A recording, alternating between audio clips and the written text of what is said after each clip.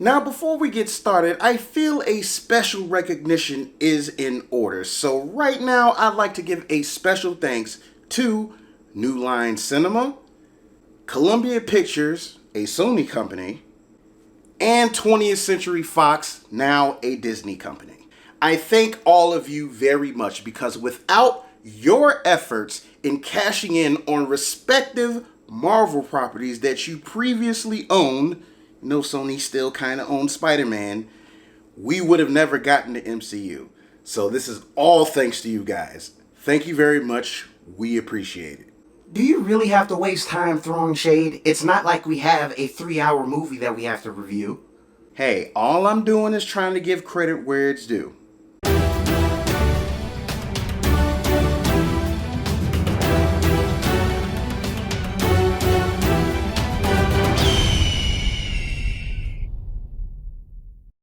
Greetings and salutations, family, and welcome into our review of Marvel's Avengers Endgame. FM, you couldn't have thought that was necessary. Marv, I had to give this one a well-deserved gravitas, okay? So, mind your business. So, if you guys are new to the channel with my movie reviews, it follows a simple structure. We do the good, the bad, some spoiler talk, but with this one, I'm going to limit the spoiler talk as much as possible because there's just simply way too much to talk about. So I'm going to try to condense it as best as I can. That's if you already haven't scared everyone off with your half-hour documentaries. As I said, I would do my best to condense it as best as I can. So without any further delay, let's go ahead and review Avengers Endgame.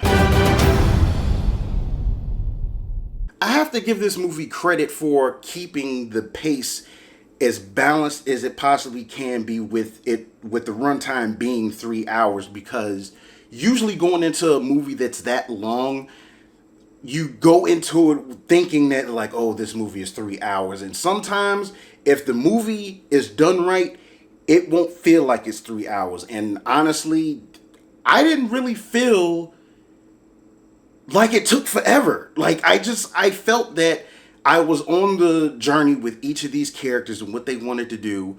And I really felt that the Russo brothers did a really good job keeping that pace as steady as possible. Well, you can only pace a slow burn of a movie so much.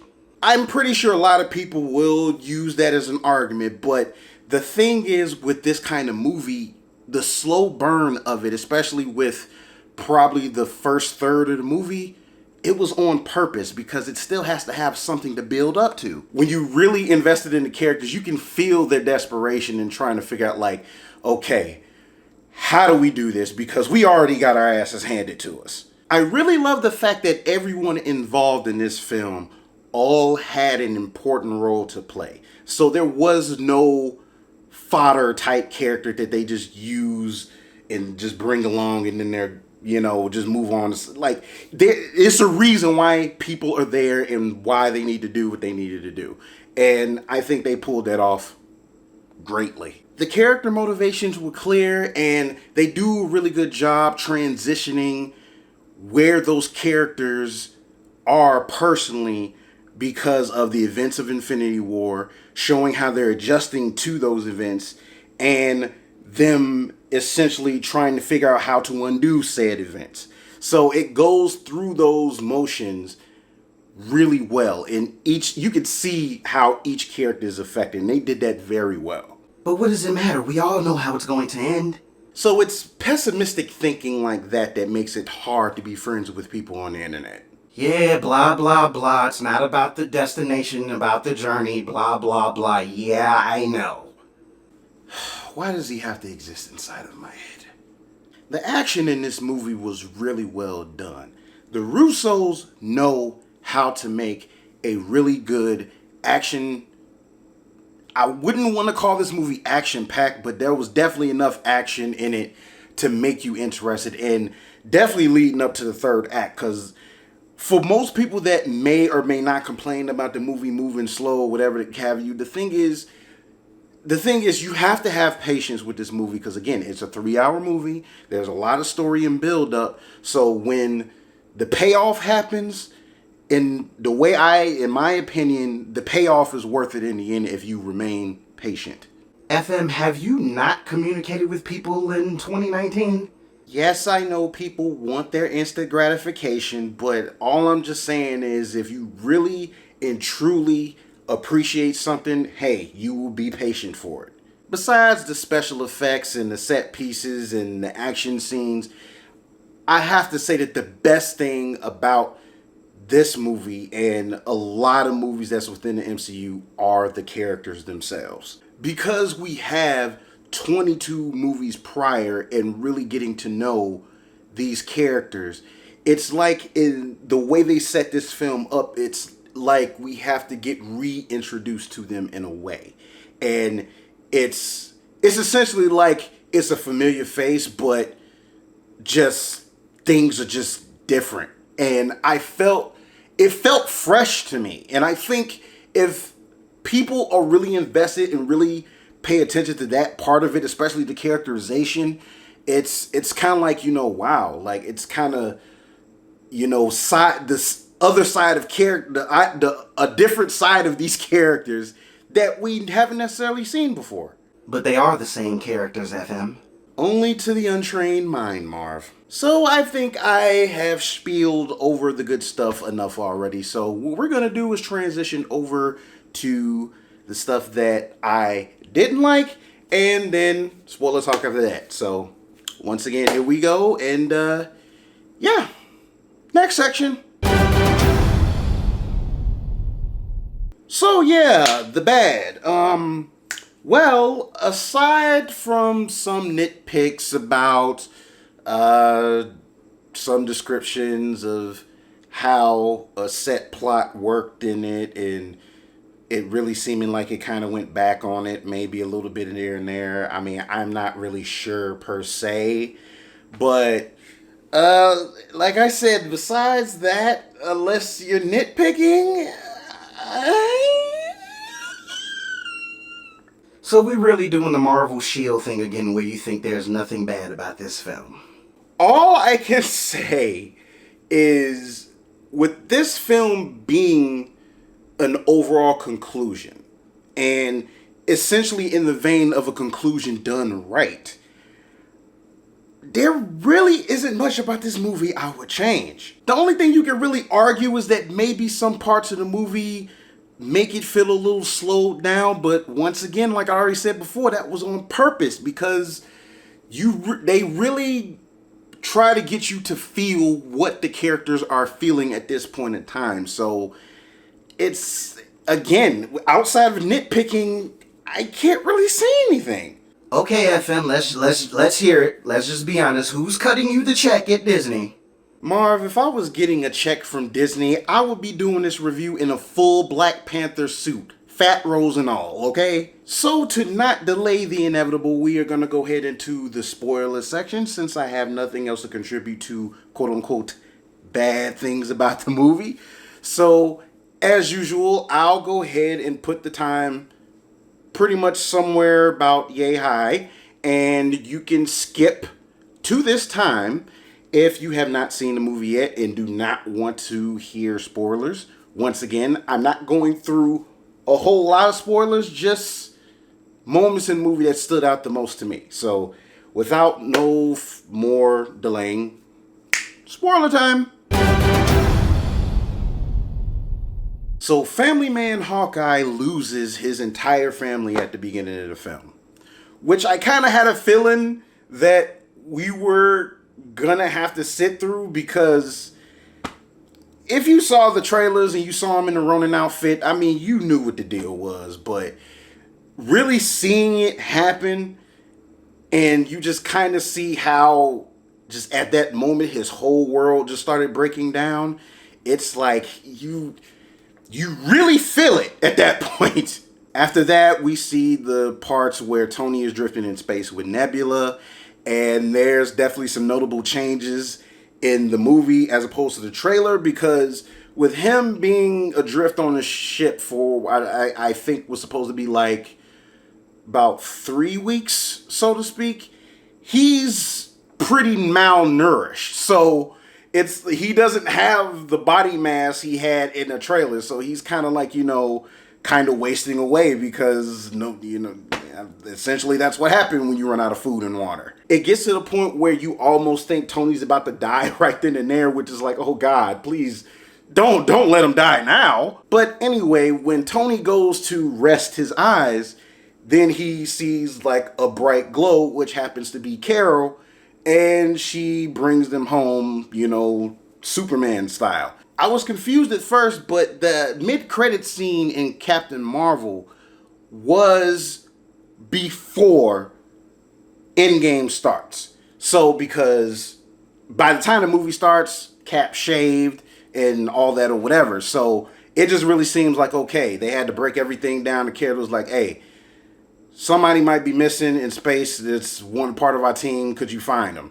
And there you go, because that's the only thing that would make sense, because when you see Carol find Tony, it seems like, she had like that face like, yeah, I found him. So it seemed like obviously she found him on purpose, not by accident. Now, when they went to find Thanos after that, and then they did the whole thing with explaining where the stones went and Thanos destroyed them, and he was just like, ain't nothing else I can do with it. The work is done. And to quote Agent Smith from The Matrix, I am inevitable. The work is done, and it always will be. And it was at that moment, especially in the theater, we were all like, oh, what do we do now? How do we fix this? And it was at that point where our heroes, and this is within the first 15, 20 minutes, lost hope all over again. And it was like, wow. The movie succeeds in taking you on that roller coaster to where it's like, there's hope and then there's not. Might be some hope, then it ain't no more, And that movie takes you on a ride. I find it interesting what they did with Thanos' character in this film, because in Infinity War, he was essentially a hero in his own story.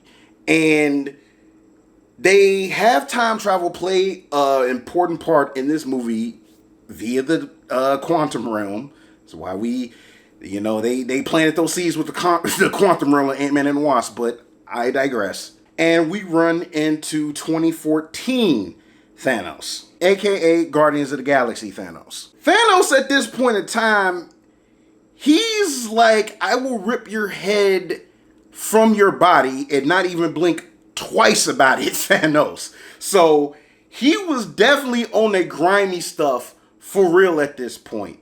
And that's the Thanos that they essentially have to go against in the third act of the film, which was awesome.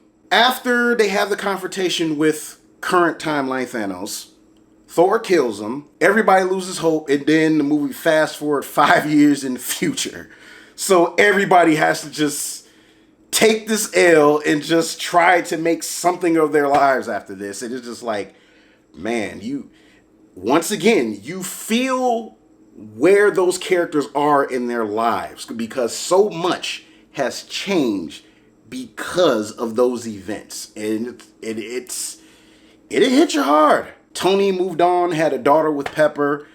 Bruce found a way to merge both himself and Hulk, and now you got Professor Hulk, so you got pretty much Big Green Hulk, but acting, still has the personality of Bruce, so Professor Hulk. And now it gets to the point where do they find their motivation to keep going on? And then, of course, Ant-Man comes out of the quantum realm by accident, then lets everybody else know. Then they figured to try to figure out how to use the quantum tunnel to travel through time. They figure it out. So the idea is to go back to specific points in time, get the stones, bring them back to their future, which is 5 years in the future, bring everybody back, then put the stones back before they were even gone. That's the whole plan. How they carry out said plan itself is amazing. And I'm not going to get to in a whole bunch of specifics, but a lot of awesome things happen. A sad thing happens. So, we kind of revisit very pivotal moments in the MCU that lead up to now. But the ones I have to mention are the ones that stuck out to me the most. Was they had to go back to 2012 during the events, well, right after, I'm drawing a blank. The first Avengers after the battle in New York. And Cap has to get, I think, was the Mind Stone from the staff. And the guys from Winter Soldier, like the Shield/Hydra agents, were in there. And Cap went in there to try to intercept it to get the spear. And it's like, are they about to do the Winter Soldier elevator scene again? I'm like, oh my goodness. It's like everybody was staying in the same spots and everything. But the most unexpected thing happened. And Cap pulled the greatest hat trick in the MCU as far as I'm concerned. To get them to trust him, this man went ahead and whispered, "Hail Hydra." I was like, oh my goodness. So at this point, as far as I'm concerned, the infamous Captain Hydra, Captain America saying Hail Hydra thing, as far as I'm concerned, that is no longer infamous. That now that has become the greatest thing ever. Once again, Hail Hydra memes are coming back. That's all I gotta say, man. That was awesome. The other thing that happens is they managed to fumble getting one of the stones, and this resulted in Loki escaping after they beat him in New York. So he's gone, and we don't know where yet. So there's that. So folks that are happy, that are Loki fans, he's still alive. Or rather, alive again. Then, of course, getting the Soul Stone relied on Clint and Natasha. And we already know how you have to get the Soul Stone. You basically have to sacrifice a thing to get it. And the sacrifice wound up being Natasha, so she killed herself to get the stone. And everybody was sad and all this. And then they managed to get the stones together. But a lot of other things happen. Some stuff happens with Nebula. And she wound up interacting with her past self. And she got caught. And Thanos from the past pretty much switched them and found a way to come to the future to get the stones. And it was just like, oh, damn. But once again, they get the stones. They managed to do the snap to kind of reverse everything, but not before Thanos comes and destroys the whole Avengers compound. And this results in the biggest battle of their lives, and it was a very glorious battle. Very glorious battle. I'm trying so hard not to talk about the whole thing, but it's things I still have to mention. So anyway, Thor, before he comes back to the present, he actually grabs Mjolnir and brings it to the present briefly, and crazily enough, this man is wielding Stormbreaker and Mjolnir in the battle. And it comes down to Cap, Iron Man, Thor, all of them trying to fight Thanos. Thanos just running his fade on all three. But the glorious moment was Captain America picked up Mjolnir and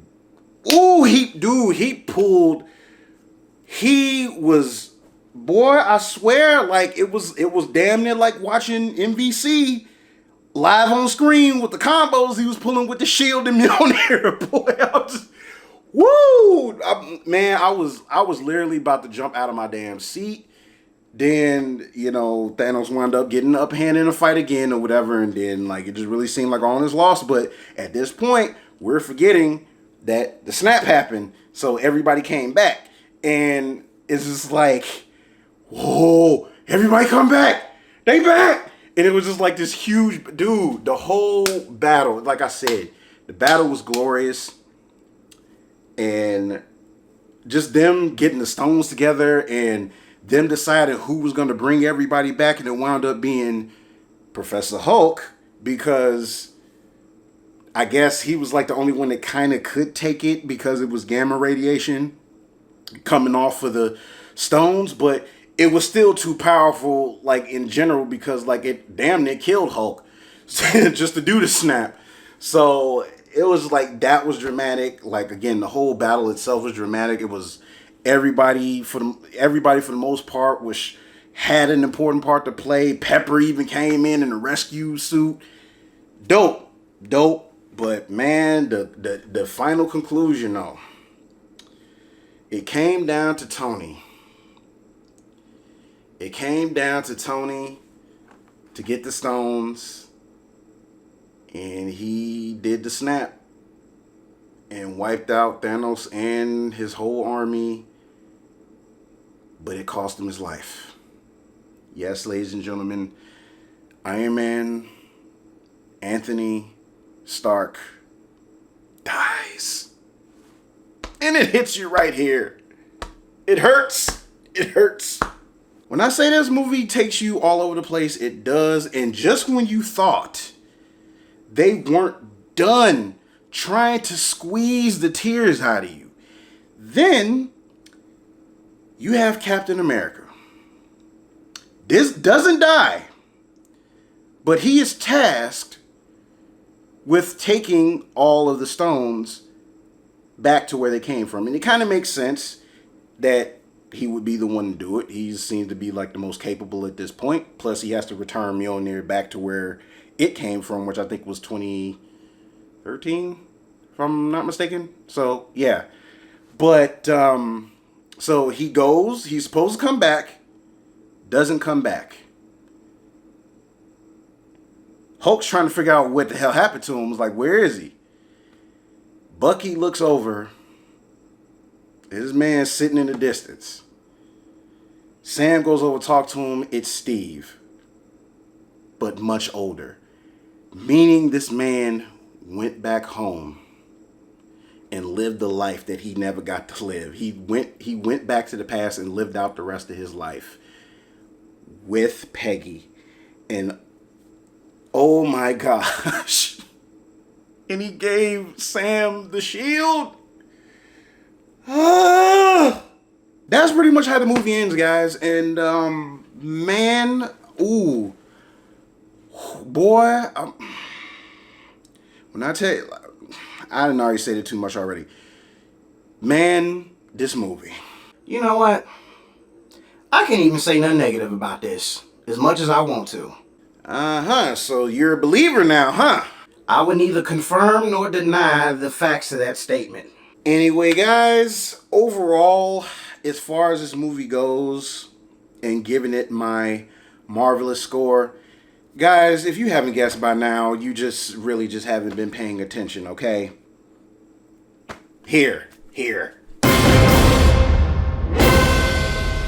10 out of 10, yes.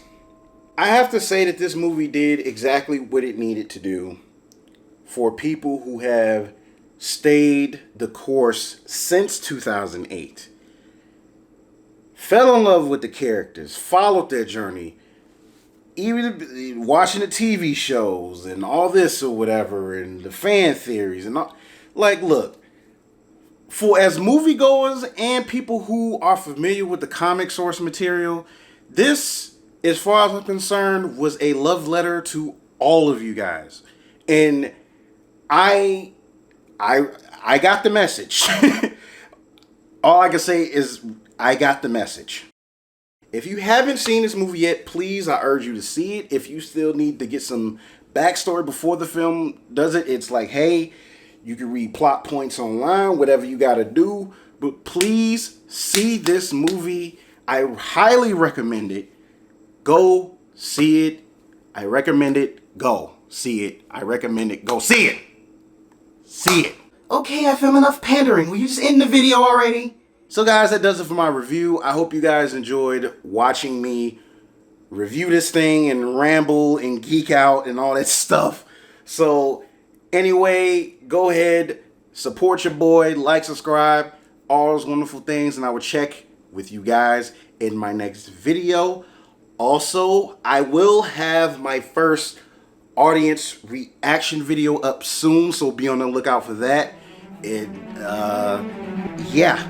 Okay, guys, so keep following my advice to go nerd, but nerd responsibly. This is your boy, Fall of Marvel. And I'm Marv. See you when Detective Pikachu comes out. We're out, family. Deuces.